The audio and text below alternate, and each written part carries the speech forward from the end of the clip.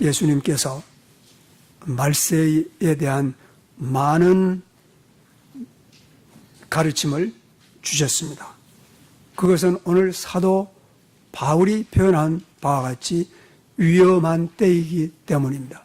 이러한 위험한 때에 하나님께서 그의 백성들을 무지한 채 내버려 두시지는 절대 않습니다.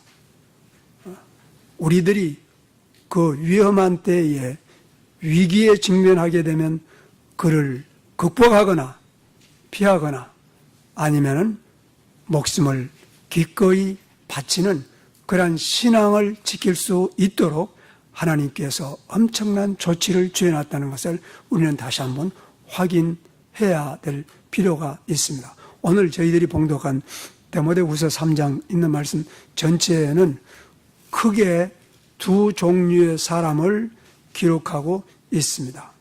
첫 번째 사람은 전혀 그리스도의 신앙과는 그리스도의 사람과는 하나님의 나라와는 무관한 사람들을 기록하고 있습니다.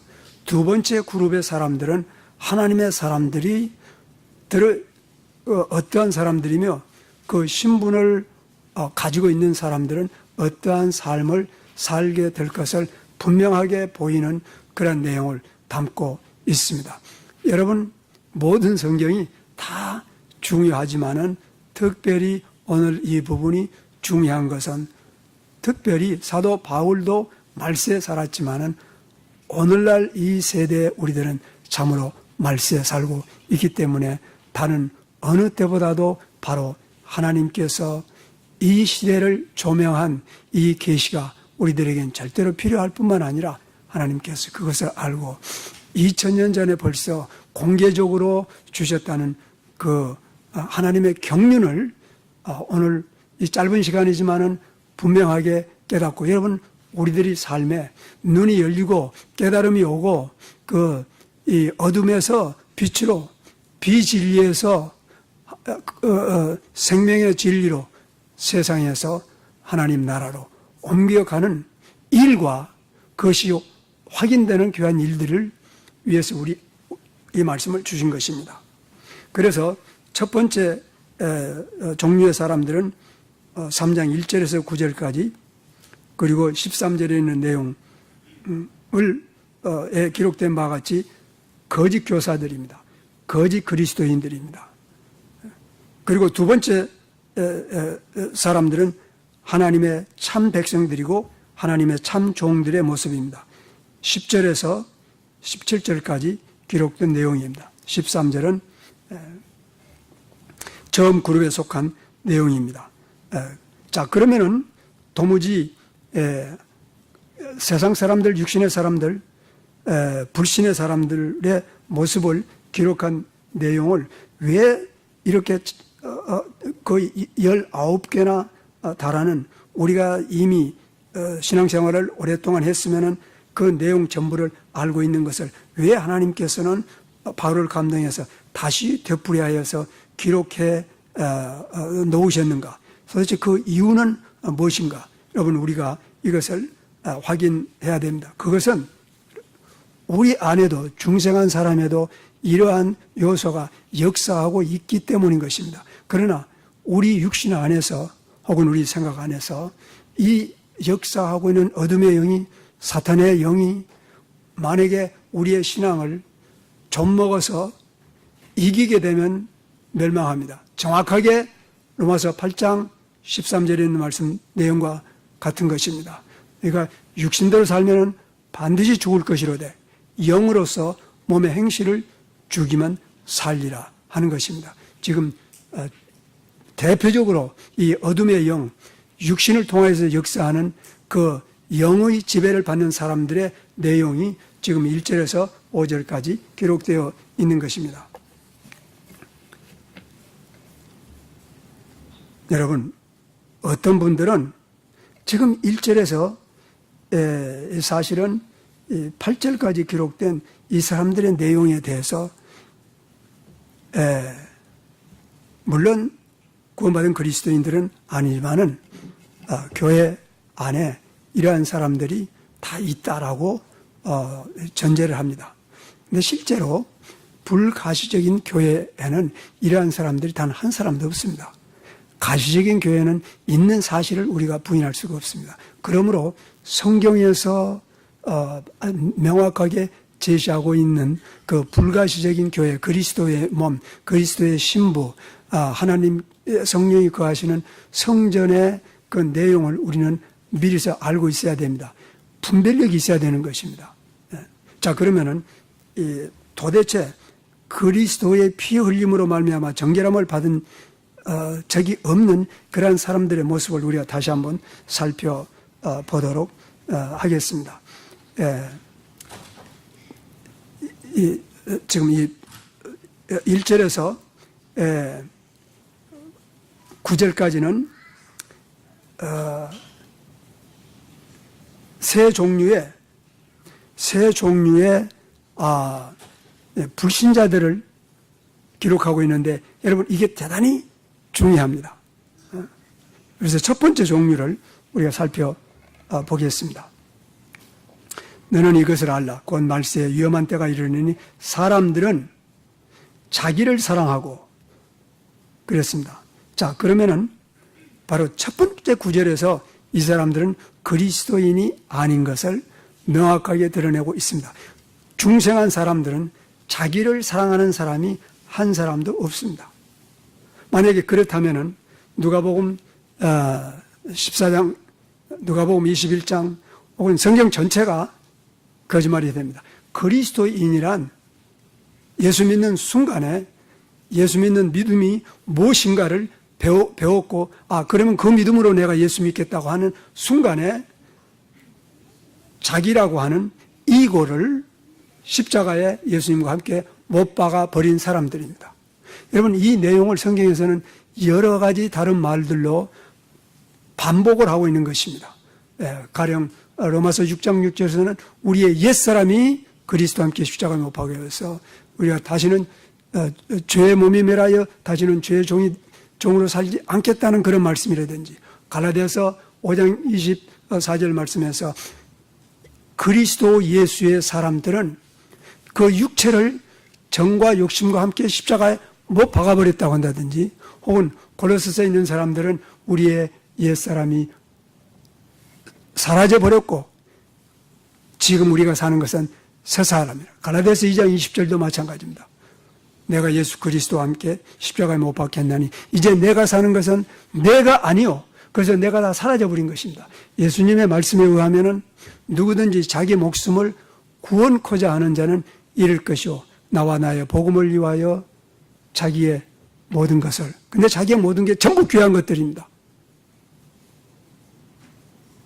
부모나 형제나 처자들입니다. 어떻게 보면은 내 목숨보다도 귀하게 여기는 그러한 존재들을 예수님께서는 나보다도 더 사랑하면 내게 합당치 않다고 얘기한 것입니다. 그러므로 예수 믿는다는 것은 첫 번째가, 다른 무엇보다도 첫 번째가 자기를 부인한 것입니다. 어떻게 부인했냐고요? 그냥 이게 문학적으로 표현한 게 아니라 십자가에 구체적으로 못 박아 버린 것입니다. 그리스도인에게 있어서 가장 뚜렷한 것은 자기 사랑이 없어져 버린 것입니다. 그런데 여기 보게 되면 첫 번째가 자기 사랑입니다. 그리고 자기 사랑한다는 것은 다른 말로 표현하면은 나아가 곧 2주 전에 이고라는 것에 대해서 제가 여러분들에게 설명을 했습니다. 근데 이것은 대단히 중요하기 때문에 머릿속에 거의 다 지금 사라져버렸으면 다시 회상해야 됩니다. 이고라는 것. 제가 출애굽기 아마 3장 14절 말씀을 인용해서 만약에 이고가 살아있다면은 그것은 두 개의 존재가 공존하고 있다는 얘기입니다. 왜냐하면 하나님께서 하나님의 이름을 나타내실 때 바로 쓴 단어가, 물론 히브리어를 헬라어로 번역했을 때 사용된 단어이기는 합니다. 하나님께서 당신을 나타내실 때 바로 그 단어를 쓴 것입니다. 이고입니다. 나의 이고가 있다면 여러분, 나도 하나님과 동등한 신이 되는 것입니다. 십계명 제1계명에 두 신을 섬길 수 없는 것을 십계명에서 첫 번째 하나님께서 요구하고 있는 것입니다. 나 외에 내 앞에 다른 신을 두지 말라. 그 우상만을 얘기한 건 아닙니다. 내가 우상이 되는 것이다. 만약에 내가 있다면. 그래서 첫 번째가 구원받지 못한 사람의 첫 번째 특성은 자기 사랑입니다. 자기 주장입니다. 자기 사상입니다. 그리고 자기 제도입니다. 그리고 자기 전통입니다. 여러분, 이게 전부가 예수님 믿을 때 그 순간에 십자가에 못 버렸습니다. 두 번째, 돈에 대해서 얘기하고 있습니다. 왜냐하면 돈이 우상이 되기 때문인 것입니다. 마태복음 6장에서는 누구든지 재물과 하나님을 겸하여 섬길 수 없다고 예수님께서 이미 말씀하신 것입니다. 여러분, 그리스도인이란 그 신분이나 삶이 대단히 독특한 사람들입니다. 그래서 그리스도인에 대해서 여러분 모호하게 생각하는 사람들이 너무 많습니다. 구별이 안 된다는 것입니다. 오늘 이 말씀을 통해서 바울이 데모데에게 보낸 마지막 편지의 이 말씀을 통해서 하나님께서는 하나님의 백성과 하나님의 백성이 아닌 사람들과의 그 차이를 얼마나 분명하게, 하늘과 땅보다도 더 분명하게, 빛과 어둠보다도 더 분명하게 구별했다는 사실을 우리는 다시 한번 확인해야 됩니다. 물론 사도 바울은 이러한 내용을 성경에서 편지마다 고백하고 보내고 있는 것입니다. 예를 들면 고린도 전서 6장에서는 보면 믿는 자와 믿지 않는 자가 어떻게 멍에를 같이 하겠느냐? 의와 불법이 어떻게 함께하고 빛과 어둠이 어찌 사귀겠느냐? 그리스도와 벨리알이 어떻게 조화되겠느냐? 하나님의 성전과 우상이 어떻게 일치가 되겠느냐? 너희는 거기에서 나오라고 얘기하고 있는 것입니다. 그러면 내가 둘을 행하여 나는 너희의 하나님이 되고 너희는 나의 백성이 될 것이라고 얘기하고 있는 것입니다. 여러분, 절대 두 개가 공존할 수가 없습니다. 여러분, 그래서 이 세상은, 지금은 이 세상, 땅이 됐건 제도가 되었건 전통이 되었건, 여러분, 이 세상은 전부가 물체적인 산과 바다와 땅뿐만 아니라 인간의 모든 제도가 사라져버리게 되는 것입니다. 사라져버립니다. 물체적으로, physically. 그 가운데 지금 하나님께서 그의 나라를 세우는 것입니다. 그 가운데 하나님의 백성을 선택해 놓은 것입니다. 그 빼어낸 백성들이 빼어냄을 받지 않은, 선택됨을 받지 않은 백성들과 동일하게 살 수 있는 것은 100% 불가능합니다. 만약에 지금 오늘 저희들의 말씀을 볼 때 19개 언급된 이 내용 중에 단 하나라도 나에게 해당이 되면 나는 5절에 있는 말씀처럼 경건의 모양은 있으나 경건의 능력을 부인하는 사람입니다. 정신 차리고 구원받아야 됩니다. 자랑하며 교만하며, 여러분, 자랑과 교만은 사탄의 가장 분명한 특성 중에 하나입니다. 그는 거짓의 아비지만은 그는 자랑하는 자입니다. 그는 교만한 자입니다. 여러분, 어떠한 능력과 재산과 신분을 가진 사람이라 할지라도 그 사람이 만약에 그리스도의 복음을 듣고 참으로 중생한 사람은 가장 먼저 자랑과 교만부터 제거합니다. 그러나 중생한 사람에게 있어서 가장 관 속에 들어가기 마지막까지 붙어 다니면서 괴롭히는 것은 자랑과 교만입니다. 18세기의 영국에서 로메인이라고 하는 사람이 이제 앵글리칸 처치에서 사제 서품을 받고 정부에서 월급이 나오니까 편한 생활을 살았던 것입니다. 아침에 일어나서 설교로 가면 소위 교인이 하나도 없습니다. 근데 돈은 받으니까 여러분 설교는 해야 되잖아요.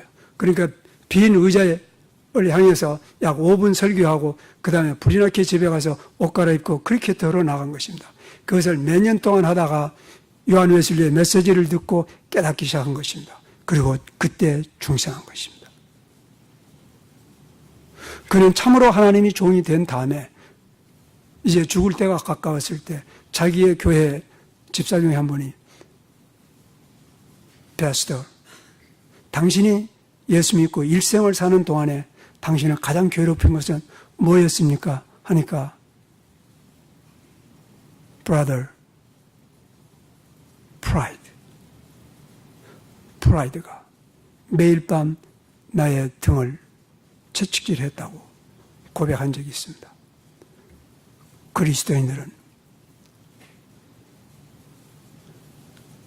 교만의 씨름에서 질 수가 없습니다. 씨름은 죽을 때까지 합니다. 자랑과 교만. 여러분 정신 바짝 차려야 됩니다. 왜냐하면 자랑과 교만은 우리가 관 속에 들어갈 때까지 우리 몸에 묻어 있다가 우리가 몸과 작별하는 그 순간에 몸과 함께 땅속으로 가서 사라지거나 혹은 불 속에서 불타버리게 되는 악한 존재입니다. 정욕입니다. 그러나 그리스도의 사람들은 육체와 함께 정과 욕심을 십자가에 못 박아 버린 사람들입니다. 쉬운 문제가 아닙니다. 그러나 이 문제를 해결한 사람들입니다. 그리스도인들에게는 계속해서 자랑하고 교만하고 할 수 없습니다, 여러분. 그 다음에 비방이란 말이 나오는데 여러분 그리스도인들이 비방한다는 것은 이건 말도 안 되는 얘기입니다. 왜냐하면 여러분 영어 성경에 보게 되면 그 영어 성경에서는 blasphemer라고 그랬습니다. blasphemer란 신약 성경에서 신성모독죄입니다, 이게. 하나님을 믿는 신앙과 하나님을 모욕하는 블래스피밍이 같이 존재할 수가 없습니다. 여러분. 부모를 거역한다고요? 부모를 거역했던 집 나간 탕자는 하나님의 영감을 받았을 때 오히려 집으로 돌아와서 부모를 섬기기 시작한 것입니다. 감사치 아니하고 거룩치 않으며, 거룩하지 않으면 여러분 거룩한 사람을 우리 신약성경에서는 뭐라고 부릅니까? 한문으로 성도라고 부릅니다. 하기야스, 거룩한 사람입니다. 근데 이 성경에서는 거룩하지 않다고 그랬어요. 세상 사람들입니다. 육의 사람들입니다. 구원받지 않은 사람들, 무정하며 화해차하며 쭉 나옵니다. 배신하며 조급하며. 여러분 그리스도인들이 배신한 사람이 있습니까? 중생한 사람들은 가정이든지 교우든지 교회든지 심지어는 사회에도 배신한 사람이 없습니다. 여러분 배신이라는 것은 대표적인 게 유다의 성품입니다. 이 모든 것을 우리는 십자가에 예수 믿을 때 밑바가 배신의 반대는 faith입니다. faithful입니다. 그래서 그리스도인을 갖다가 the faithful이라고 부른 것입니다. 신자라고. 혹은 the holy, 거룩한 사람입니다. 그 다음에 쾌락 사랑하기를 하나님 사랑하는 것보다 더한다고. 여러분 이게 그리스도인입니까? 말도 안 되는 얘기입니다. 근데 이제 문제는 바로 그 다음 구절에 있습니다.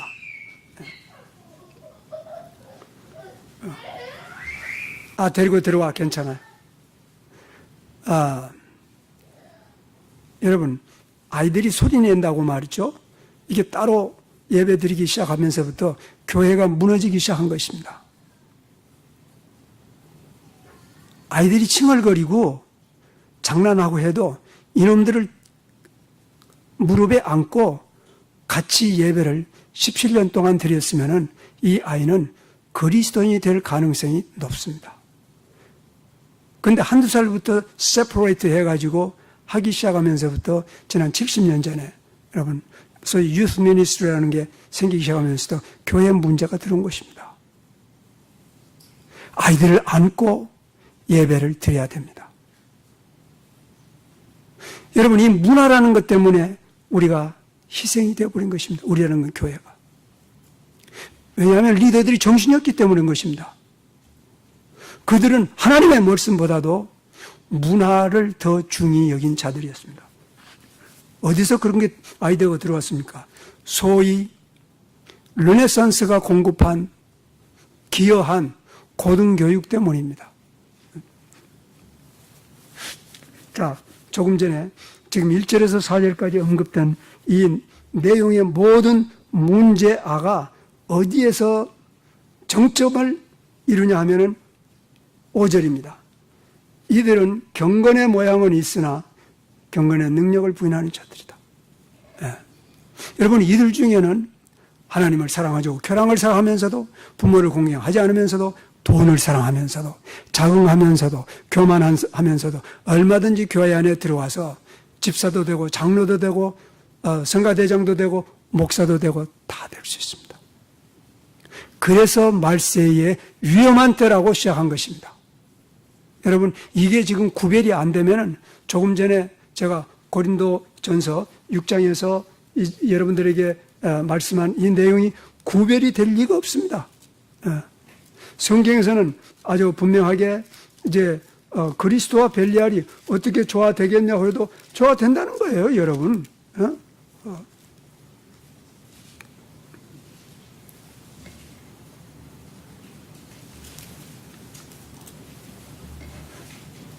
빛과 어둠이 함께하고 그리스도와 벨리알이 동행하고 하나님의 성전과 우상이 같이 존재하고 그랬던 시대가 전 세계적인 역사고, 그리고 특별히 하나님의 백성의 나라에서, 하나님의 택한 백성 나라에서 적어도 890년 동안 중단 없이 지속된 인류의 역사가 있었습니다. 다시 말씀드리면 하나님의 성전과 우상이 함께 공존하던 시절이 적어도 800년 이상 있었던 것입니다. 하나님께서 그 나라를 땅에서 완전히 멸망시켜버린 것입니다. 그리고 성전을 파괴해버린 것입니다. 여러분이 하나님의 역사를 성경에서와 그리고 세계사에서 배워야 됩니다. 왜냐하면 세계사도 하나님께서 운행하시는 역사이기 때문입니다. 하나님의 장중에서 벗어날 수 있는 우주의 존재는 아무것도 없습니다. 그래서 하나님께서 I am that I am 했을 때 내가 존재라고 한 이유가 바로 거기에 있는 것입니다. 이거라고 하는 말은 지난 여러분들에게 말씀드린 것처럼 영어로 비동사입니다. being 하게 되면 존재라는 뜻입니다. 존재를 창조하신 분입니다. 자, 마지막에서 이 지금 5절에 보게 되면 지금 이게 문제가 되기 때문에 여기에 초점을 두는 것입니다. 첫 번째 문제의 사람들은 경건의 모양은 있으나 경건의 능력을 부인하는 자니 너는 이 같은 자들에게서 돌아서라고 성경은 이야기하고 있습니다. 20세기와 21세기 문화는 지금 이게 문화 안에 사는 교회에는 이게 적용이 안 됩니다. 다시 말씀드리면 20세기와 21세기 문화 속에 사는 교회는 5절 말씀이 적용이 안 된단 말입니다. 무슨 얘기입니까? 돌아서라고 했는데 돌아서는 대신에 오히려 현대 교회 대부분은 오시오. 우리가 다 함께 오늘 밤 즐깁시다. 저는 이 단어를 내가 만든 게 아니고 지금부터 적어도 50년 전에 그 로이던스 목사님이 차를 타고 가다가 런던에서 어떤 교회 앞에 붙은 사인을 보고 적은 것입니다. Come, 오시오. 그래서 오늘 밤 여러분 조이풀 시간을 가집시다 하고 초청하는 그런 내용의 사인입니다. 여러분, 20세기 문화는 만약에 성별하기 시작하면은, 돌아서기 시작하면은, 분리하기 시작하면은 그 사람들은 이단 취급이 되어버리는 시대에 우리가 살고 있습니다. 성경은 분명하게 피하라, 돌아서라, 떠나라, 심지어는 쫓아내라고 했음에도 불구하고 목사님, 그러면 누가 구원받을 겁니까? 그러면 이 사람들을 그러면 다 떠나면은 지금 1절에서 4절까지 기록된 이 사람들, 그럼 누가 복음을 전할 것입니까? 그들을 품어서 안아야지요. 저는 이런 얘기를 여러 번 들었습니다. 어느 지방에 때 호텔 라비에서 이런 얘기가 나왔을 때, 여러분, 이 모양으로 고린도 전서 아까 6장에 있는 말씀을 얘기하다가 여러분 이단으로 몰린 것입니다. 당신만 거룩한 사람이요? 당신만 의로운 사람이요? 그래서 그들은 사랑이 많고 나는 사랑이 없고, 그들은 은혜적이고 나는 율법적이고, 심각한 진리와 거짓이 혼돈된 사회 속에서 우리가 살고 있습니다. 경건의 모양은 있으나 경건의 능력을 부인하는 자들이 주도권을 쥔 시대에 우리가 살고 있습니다. 정신을 차려야 됩니다. 왜냐하면 지금 위험한 말세이기 때문인 것입니다. 이들은 조금도 부끄러움이 없이, 그리고 확성기를 통해서 사랑을 선포할 때 자기가 하나님보다 더 사랑하고, 자기가 하나님보다 더 관용하고, 자기가 하나님보다 더 포용적인 그러한 신앙인으로 광고하고 있는 것입니다. 그렇게 하고 있는 한은 숫자는 계속 증가하고 교회 수입은 증가하게 됩니다. 그들은 결코 그러한 부를 상실하기를 원치 않는 사람들입니다. 그래서 부요한 사람들입니다. 사도 바울과 함께 박해나 핍박이나 고난에 동참하는 것은 입으로만 하는 사람들이 되어버리고 만 것입니다. 경건의 모양은 있으나 경건의 능력을 부인하는 자니 너는 이 같은 자들에게서 돌아서라. 성경 어디에서도 너는 이 같은 사람을 포용하라. 여러분, 그 말이 얼마나 더 성서적으로 들립니까? 여러분, 그렇지 않나요? 그런 사람들 포용해야지, 사랑해야지, 받아들여야지. 그리스도께서 십자가에서 그들을 위해서 다 죽었는데 헛갈립니다. 분별력이 없으면 이것이 첫 번째 위험한 인물들입니다. 두 번째 위험한 인물들은 6절에서 보게 되면 여러분, 저희 중에 집에 가만히 들어가서 어리석은 여자를 유인하는 자들이 있으니 그 여자들은 죄를 중히 지고 여러 가지 욕심에 끌린다. 그렇게 얘기했습니다. 여러분, 이 사람들이 가만히 있지 않습니다.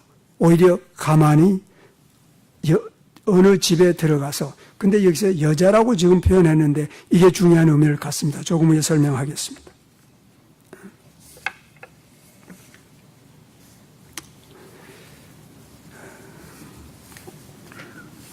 들어와서 어떻게 하느냐고요? 여자들을 유인하는 자들이 있으니 이 여자들은 죄를 중히 지고 여러 가지 욕심에 끌려 이렇습니다. 6절의 처음 부분은 바로 1절에서 5절까지 기록된 사람들입니다. 이것이 첫 번째 위험 인물들입니다. 첫 번째 위험 인물에 대해서 제가 상당히 길게 설명을 했습니다. 왜냐하면 이 자들이 문제이기 때문에. 근데 이 자들이 가만히 있지 않고 몰래 들어가서 그 얘기입니다. 몰래 들어간다는 게 벌써 여러분 조용히 숨어서 들어간다는 그러한 의미가 아닙니다. 여러분은 이제부터는 클리어하게 장면을 바꾸는 그 훈련을 해야 됩니다. 영적입니다. 가만히 들어온 것입니다. 뱀이 들어온 것입니다. 뱀의 영이 들어온 것입니다. 속이는 영이 들어온 것입니다. 근데 여자에게 들어온 것입니다. 그래서 이 여자라고 하는 것은 지금 육체적으로 여자만을 생각하면 안 됩니다. 그러한 여자도 포함이 됩니다. 조금 더 설명하겠지만은, 예. 근본적으로 하와의 영을 받은 사람들을 의미하는 것입니다. 뱀의 디셉션을 받아들인 그러한 사람들입니다. 그 사람들의 5가지의 특성을 이렇게 얘기하고 있습니다. 사실은 실질적으로 그들은 세상에 지식이 있고 학위가 있고 지위가 있는 사람들일 수도 있습니다. 그러나 실제로는 어리석은 사람들입니다. 왜냐하면 뱀의 디셉션을 받아들였기 때문입니다. 두 번째는 유혹에 약한 사람들입니다. 여자들을 유인하는 자들이니, 여러분, 세상 풍조에, 사상에, 전통에 흔들리는 자가 되어서는 안 됩니다. 중생한 사람들은 견고한 사람들입니다. 왜냐하면 그 터가 반석이기 때문입니다. 세 번째로는 죄에 흠뻑 빠진 사람들입니다. 네 번째로는 욕심에 끌린 사람들입니다. 다시 한번, 그리스도인이란 그 욕심을, 정과 욕심을 십자가에 못 박아 버린 사람들입니다. 욕심에 끌려서 사는 사람들이 아닙니다. 그것이 돈에 대한 욕심이 됐건, 이성에 대한 욕심이 됐건, 명예에 대한 욕심이 됐건, 권세에 대한 욕심이 됐건, 욕심에 끌려서 사는 사람들이 아닙니다, 여러분. 그 유혹이 아무리 강하다 할지라도, yes, 유혹이 강합니다, 여러분. 5번째로, 항상 배우나 진리의 지식에는 결코 이를 수 없는 사람들입니다. 이 자들로부터도 돌아서야 됩니다. 그러나 이 첫 번째 문제가 항상 문제입니다.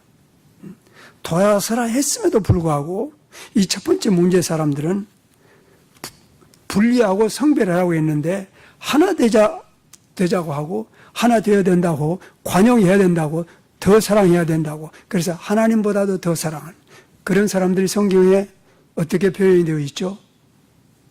대표적으로 로마서 10장에는 그들이 하나님을 향한 열정은 있으나 자기의 의의를 세우기 위하여 한사코 하나님의 의의를 부인하는 사람들입니다. 하나님을 향한 열정이 없는 게 아닙니다.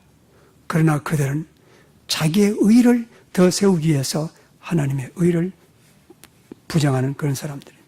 자, 그러면 도대체 바울이 이 여자들을 왜 여자라고 표현했느냐. 이 두 번째 위험의 인물들. 여러분, 이 두 번째 위험의 인물들이 심각한 것입니다. 현대 그럼 역사를 제가 얘기할 것입니다. 그리고 현대 사회에, 현대 교회에 어떻게 이것이 도전이 되는가를 우리가 살펴볼 것입니다. 이 심각한 문제들입니다, 여러분. 첫째, 이 어리석고 유인에 빠지고 죄에 빠진 자들, 모든 욕심에 끌리고 항상 배우나 진리에 이르지 않는 특성을 가진 여자라고 불리우는 이 존재는 역사적인 존재입니다. 그래서 일단은 실제로 있었던 역사적인 자료에서 여러분들에게 이 신분을 지금 얘기할 것입니다. 성경에 이제 역사적인 인물부터 제가 소개를 합니다. 그 인물의 이름이 이슈타입니다. 물론 우리 구약성경에서는 아스타로스로 나오고 그 외에도 다른 이름으로 구약성경에 많이 나오고 있습니다. 도대체 그러면 이 이슈타라고 하는 이 인물은 이게 전설적인 인물만이 아닙니다, 여러분. 이게 역사적인 인물이란 말입니다. 어느 학자에 의하면은 이슈타라고 하는 존재가 지금 발견된 이름만 해도 약 1,000개의 이름을 가지고 있다고 합니다. 몇 개의 그 이름을 우리가 성경에서 발견할 수가 있습니다. 첫 번째는 예레미야서 44장에 보면은 이러한 내용이 기록되어 있습니다. 이제 예레미야 43장에 이를 때까지 이스라엘은 하나님께서 예레미야를 통해서 40년 동안 아침부터 일찍 부지런히 보내어서 이스라엘 백성에게 경고했습니다. 너희들은 우상을 버리고 내게로 돌아오라. 너희들이 아무리 영적인 음행을 했다 할지라도 내가 다시 용서하고 너를 깨끗하겠다고 여러분 거듭 돌아오라고 합니다. 여러분 그들이 끝끝내 돌아오지 않고 주전 586년 그들은 바벨론에 의해서 바벨론 왕 느부갓네살에 의해서 결국 멸망되어 버리고 말았습니다.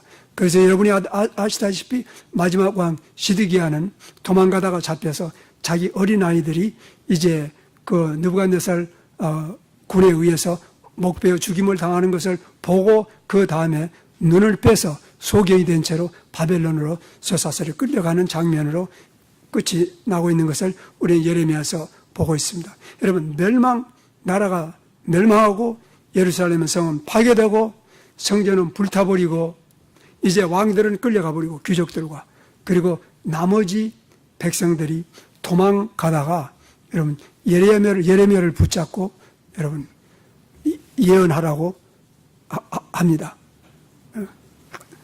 무슨 말씀이든지 하나님께서 주신 말씀을 우리가 순종하겠다 그래놓고는 열흘 후에 예레미야를 통해서 말씀이 내려왔을 때 그들은 한마디에 flatly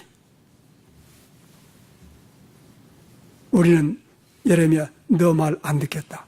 그리고 애굽으로 도망갈 때 그들이 하는 내용이 예레미야 44장에 기록된 내용입니다.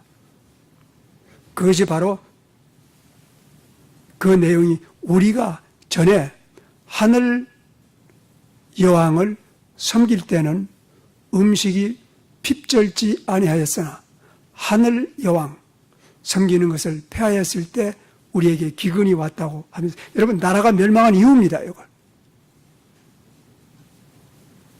그러면 도대체 이 하늘 황후가 누구에게 여러분 구약 성경에 보면은 예레미야서 보면은 Queen of Heaven이라고 나옵니다. 근데 Queen of Heaven 하게 되면 이제 많은 사람들은 이거 익숙한 이름인데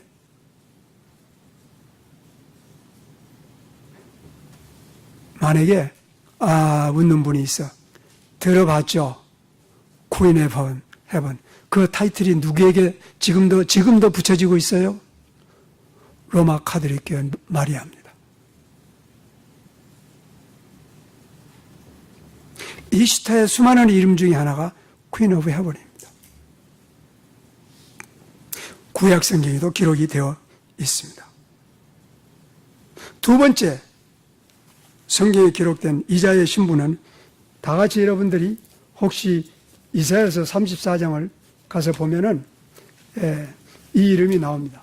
그러나 불행하게도 이것을 찾을 수 있는 분은 몇이 없습니다. 왜냐하면 내가 이거 여러 번 설명했지만은 여러분들이 이걸 노트해 놓지 않았기 때문에 잊어버렸습니다. 그러나 성경에 분명하게 이사야서 34장 14절에 이름이 나옵니다. 근데 여러분들 알 리가 없죠. 들짐승이 이리와 만나며 숫염소가 그 동류를 부르며 올빼미가 거기 가여 쉬는 처소를 삼으며 라고 기록되어 있는데 여기에 그 이름이 나옵니다. 이건 멸망받은 에돔에 대한 하나님의 징계를 기록한 내용입니다. 근데 사실은 이 들짐승이나 숫염소나 올빼미나 이것들은 바벨론 신들입니다. 그렇다면 바벨론 신들이 에돔하고 바벨론은 몇백 마일 떨어진 거리입니다. 어떻게 해서 바벨론 신들이 에돔에까지 와서 이 경배를 예배를 받게 되었는지 그건 다른 문제입니다. 그러면 이사야서 34장 14절에서 올빼미가 거기 거하여 쉬는 처소를 삼았다. 여기에서 그러면 아까 제가 설명하는 이시타란 인물이 어떻게 나오고 있냐면, 자 여러분, 제가 이런 이유 때문에 오래전에 자 최소한도로 이 히브리어 글자를 읽을 수 있는 정도만 되면 좋겠다. 근데 히브리어 글자를 읽을 수 있는 분들은 그 히브리 성경에서 그 두 줄로 되어 있는데 두 번째 줄에 오른쪽으로 첫 번째 단어와 두 번째 나오는 단어를 읽을 수 있는지 한번 보세요. 만약에 여러분들이 히브리어를 배워놨더라면 내용은 어찌됐든지 간에 적어도 읽을 수는 있습니다. 근데 그게 바로 릴리트입니다. 릴리트. 릴리트라고 하는 말은 구약에 딱 한 번 나옵니다. 여기에. 그렇지만 이 내용은 고대 중동에 수없이 언급된 이름입니다.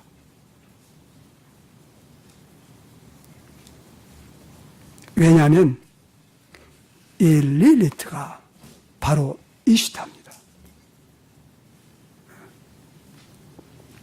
고대 중동 문서들에 많이 언급되고 있는 이름입니다. 그리고 이 이시타가 바로 예레미야 44장에 기록된 하늘 황후입니다.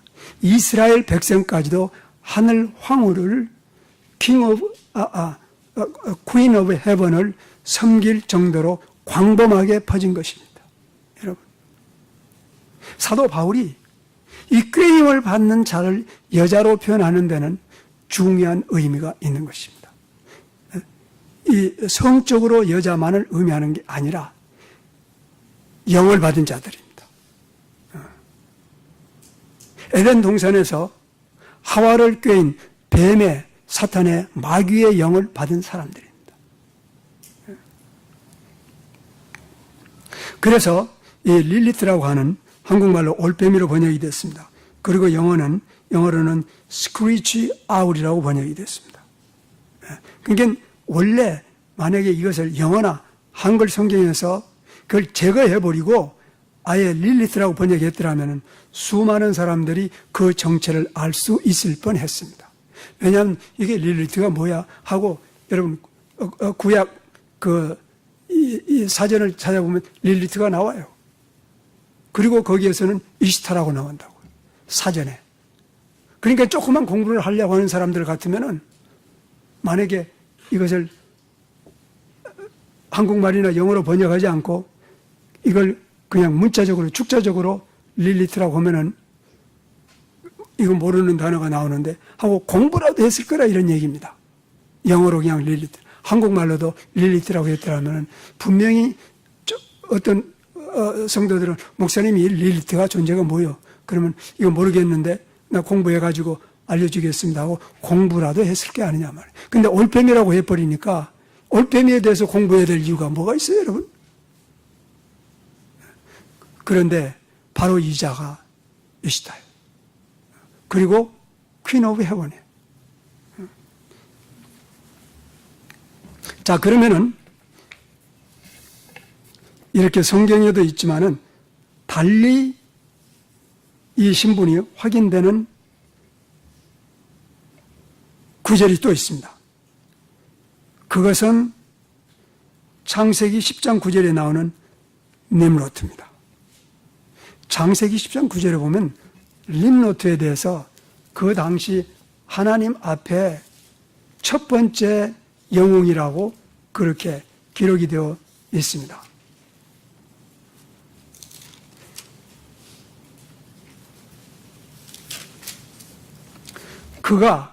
구스가 또 nimrod을 낳았으니 그는 세상의 첫 용사라.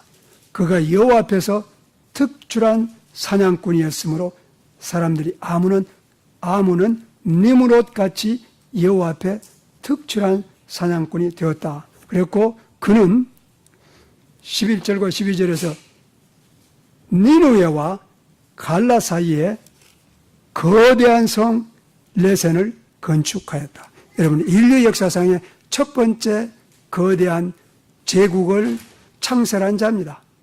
nimrod가. 근데 nimrod라고 하는 이 인물은 아예 이름에 하나님을 대적하는 자라고 기록이 됩니다. 만약에 nimrod를 고유명사로 쓰지 않고 보통명사로 쓰면은 이렇습니다. nimrod란 이름이 I shall rebel 이란 뜻입니다. rebellion이란 뜻입니다. nimrod가 아예 하나님을 거역하는 첫 번째 인간으로서 반역자입니다. 광대한 제국. 시나리라고 하는 것은 여러분 지금 느느웨가 이락의 모술입니다. 그 유프라테스 강에 광대한 제국을 건설했던 인물입니다. 근데 이거하고 이시트하고 무슨 상관이 있어요? 그의 아내 이름이 세미라미스입니다. 세미라미스는 이시타의 수많은 이름 중에 하나입니다. 이러한 역사적인 배경이 있기 때문에 사도 바울이 지금 그것을 여자라고 표현한 것입니다.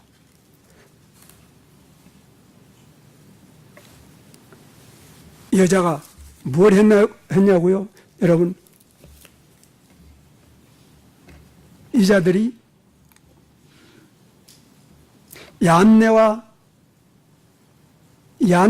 안보레와 같이 모세를 대적한 자같이 하나님을 대적한 자들입니다. 창세기 10장 9절에 있는 것처럼. 하나님 앞에라고 하는 말은 히브리 말로 알이라는 말을 썼는데 알이라고 하는 말은 before라는 말도 있고 against라는 뜻도 있습니다.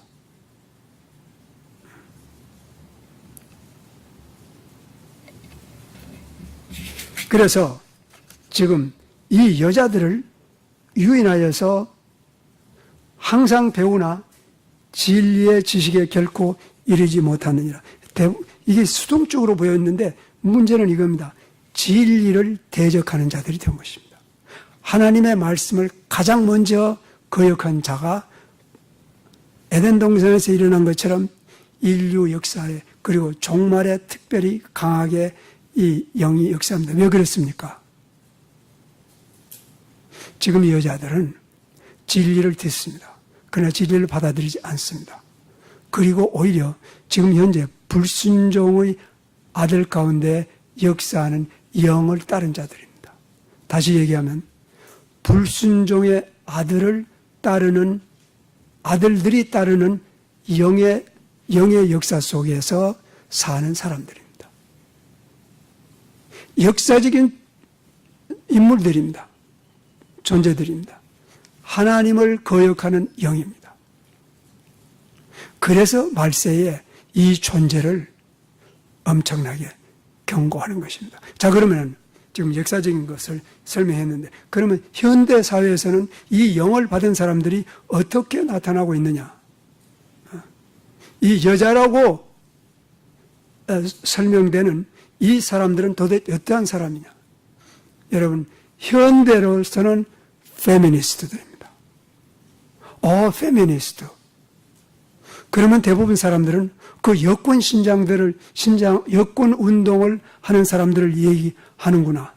여러분, 그게 전혀 틀린 말은 아닙니다.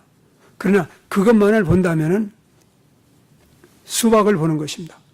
수박은 밖으로 보기에는 파랗지만은 쪼개놓으면 안에 빨간 것이 있는 것처럼 페미니즘이라고 하는 것은 근본적으로 여권 신장 운동만은 아닙니다.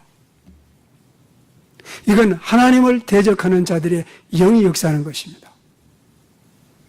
그래서 페미니즘을 가령 여자들의 투표권을 갖다가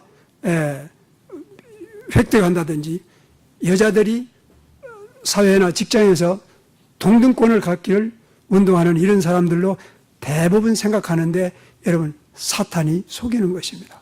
실제로 물론 미국에서도 여자들이 투표권을 갖기 시작한 것은 1920년도 이후입니다. 여자들이 아무리 설령 박사학위를 받아도 남자들과 같이 심지어는 대학교에서도 1960년대까지만 해도 여자들 교수는 남자들 교수의 3분의 2밖에 못 받았어요.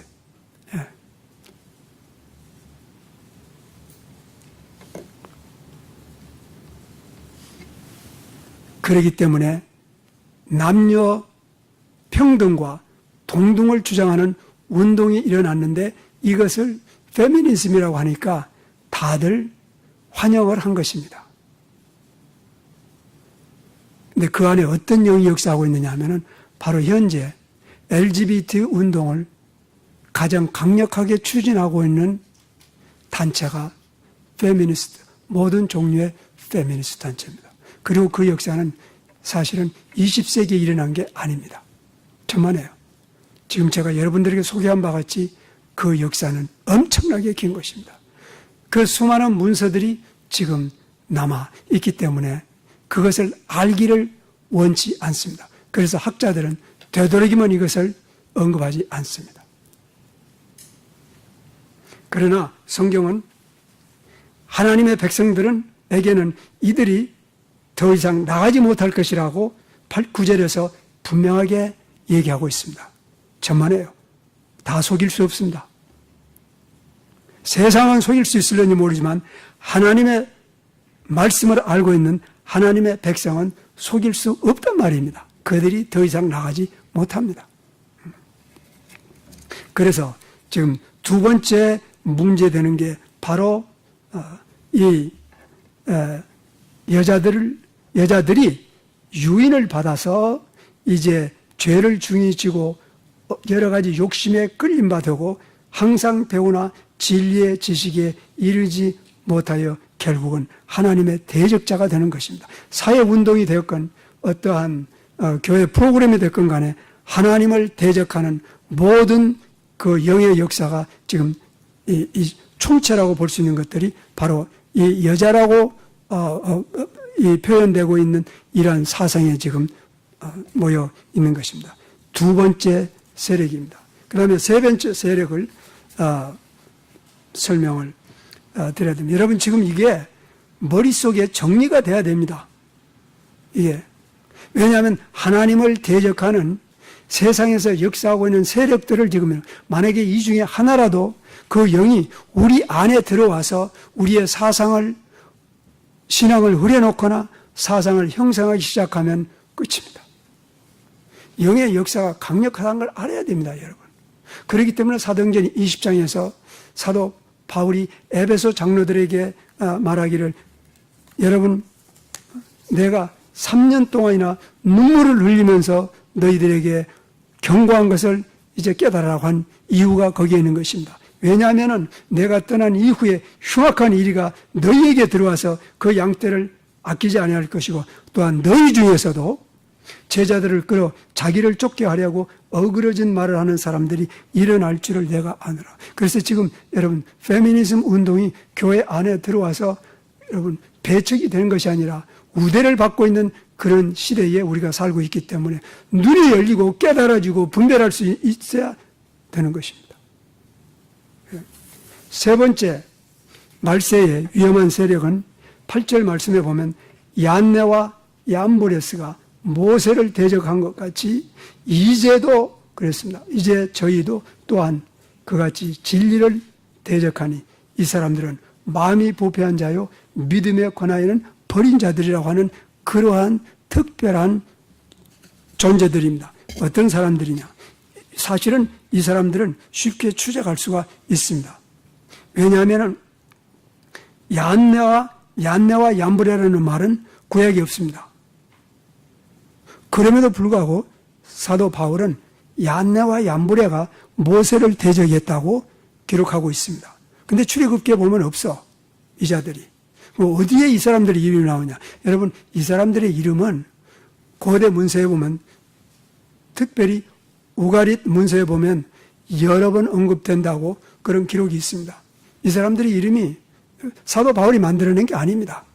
이미 사도 바울은 고대 문서를 통해서 이 사람들을 익숙하게 알고 있었던 것입니다. 뭐였던 자들이냐? 모세를 대적한 자들입니다. 근데 모세를 어떻게 대적했는가? 그걸 보게 되면 지금 이게 중요합니다. 출애굽기의 목적은 이스라엘 백성들이 애굽의 종살이에서 다만 해방되는 것에만 있었던 게 아닙니다. 더 본질적인 목적이 있었습니다. 그러면은 우리가 시험해 봅시다.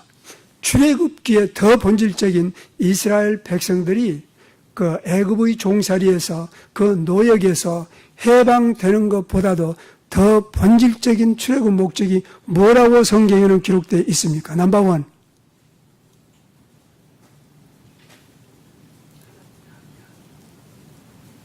적어도 하나님이 언급돼서 그 다음에 또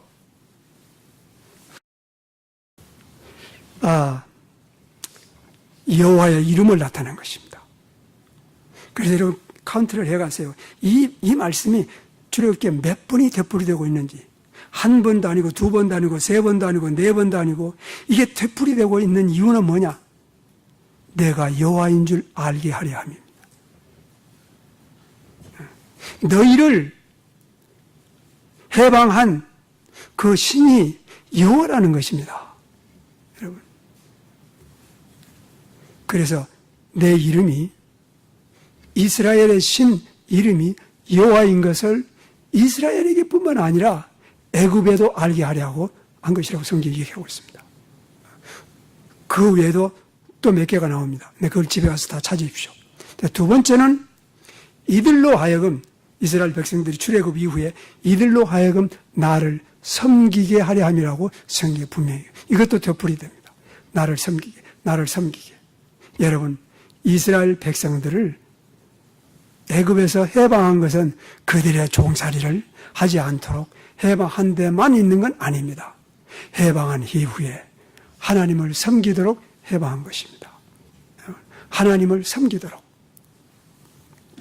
이게 중요한 것입니다. 그들이 하나님을 섬기는 일을 폐해버렸기 때문에 그들은 완전히 멸망한 것입니다. 그리고 성전은 파괴된 것입니다. 자, 그러면은 이 일을 하는 모세를 대적하는 자가 있었다고 성경은 기록하고, 그 이름까지 얀네와 얀브레라고 기록하고 있습니다. 그래서 얀네와 얀브레는 고대 우가릭 문서에 여러 번 언급되어 있다고 합니다. 자, 그러면 이들은 왜 지금 이 세 번째 그룹이 사도 바울이 그냥 그 마음에 부담이 되어서 이것을 데모데를 통해서 후세에 알게 함으로 말미암아 교회가 속임을 받지 않고, 그리고 반역하지 않고 거역하지 않고 하나님에게 순종하는 신앙의 생활을 하도록 해야 되겠다는 그런 하나님의 뜻을 바울을 통해서 나타낸 이유는 뭐냐 하면은 이들이 진리를 대적하기 때문인 것입니다. 얀네와 얀브레는 애굽의 술사들입니다. 애굽의 술사로서 하나님의 진리를 대적하는 모델이 된 것입니다. 표본이 된 것입니다. 그래서 하나님을 대적하는 모든 사람들, 모든 문화들, 모든 전통들이 바로 지금 얀네와 얀브레를 통해서 흘러내려 온 것입니다. 우리들 안에 하나님을 대적하는 그러한 마음이, 영이 있다면은 여러분, 영이 이미 침투한 것입니다. 이거는 무서운 살인적인 독한 영입니다. 왜냐하면 하나님을 대적하는 영이기 때문입니다. 이 사람들이 마술사라고 그랬어요. 어컬티스트입니다. 밀교자들입니다. 근데 우리는 그런 걸 다 무시해버립니다. 왜 그렇죠? 18세기, 19세기에 전 세계를 장악한 소위 이 이성주의, 곧 계몽주의 사상 때문입니다.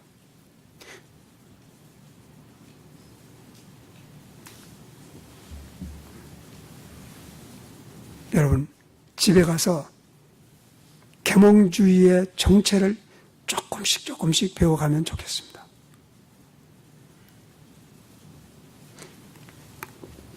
그에게 영이 들어온 것입니다.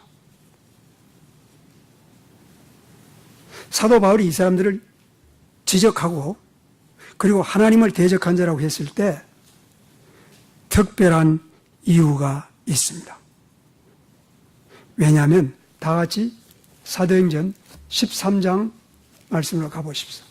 사도행전 13장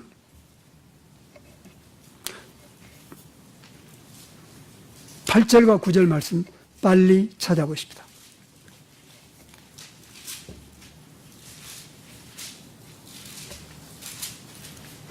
페이퍼스라고 하는 바보라고 번역된 섬에서 복음을 증거할 때 나타난 인물입니다. 그 인물의 이름이 엘루마입니다. 8절에 보면 이 마술사 엘루마는 그 이름을 번역하면 마술사라. 저희를 대적하여 총독으로 믿지 못하게 하였다라고 기록하고 있습니다. 마술사입니다. 정확하게 얀네와 얀부레하고 똑같은 신분의 사람들입니다. 얀네와 얀부르가 모세를 대적한 것처럼 이 마술사 엘루마는 바울을 대적하여서 하나님을 믿지 못하게 하는 그러한 일을 하는 것입니다. 여러분. 그래서 이 대적의 영들이 여러분 지금 세상에 편만하게 문화를 통해서 전통을 통해서 교육을 통해서 충만하게 채워져 가고 있습니다. 현재.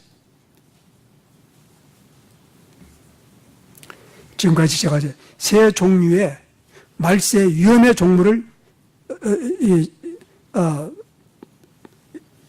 분류를 얘기했습니다. 첫 번째는 5절에 경건의 모양은 있으나 경건의 능력을 부인하는 자들입니다.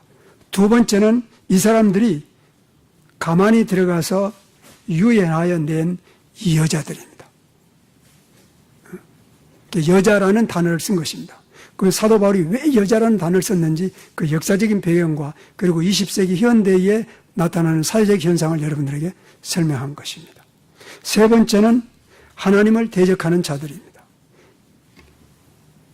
마술사들입니다. 영적인 존재들입니다. 그러나 만약에 우리가 하나님의 말씀을 알고 깨어있고 영분별력을 갖게 되면 그들은 더 이상 나가지 못합니다. 스탑. 여러분, 그들을 스탑할 수 있는 그러한 영적 분별력이 없으면 그들은 와서 우리를 소유할 것입니다. 우리가 그들을 물리치지 못하면 그들은 이 세 종류의 사람들은 우리를 소유할 것입니다. 그러므로 바울은 그러나 저희가 더 나가지 못할 것은 저희의 된 것과 같이 저희 어리석음이 모두에게 드러날 것이다. 21세기를 소경인 채로 살 수 있는 시대는 아닙니다. 왜냐하면 종말에 대해서 예수님께서 가르치실 때 이 성전이 돌 하나 돌 위에 남지 않고 파괴된다고 예언했을 때 제자들이 엄청나게 놀란 것입니다. 그리고 그들은 즉각적으로 그때가 종말이라는 것을 깨달았습니다. 그래서 예수님께 질문하기를 주여 이러한 때가 언제 오겠으며 무슨 징조가 있겠습니까? 라고 했을 때 예수님께서 이렇게 말씀하셨습니다. 예수께서 이르시되 속임을 받지 않도록 주의하라. 지금 이 세 종류의 사람들은 전부 속이는 영들에 체포된 사람들입니다. 교회에 넘치게 들어와 있습니다. 가시적인 교회. 물가시적인 교회는 물론 하나도 없습니다. 하나도. 그러므로 깨어있어서 여러분 자신의 신앙생활이나 그리고 이 교회가 이러한 침투자들에 의해서 하나님을 대적하는 그러한 메시지나 그러한 프로그램이나 그러한 사람들이 틈타지 못하도록 막아야 될 책임이 여러분들에게 있습니다. 그리하지 않으면 여러분들과 여러분들의 자녀들은 helpless. 이번 태풍에 넘어지는 집들처럼 파괴되고 맙니다. 그러나 사도 바울이 격려한 것처럼 이들이 더 나아가지 못할 것은 우리가 견고한 하나님을 아는 지식을 갖고 있기 때문인 것입니다.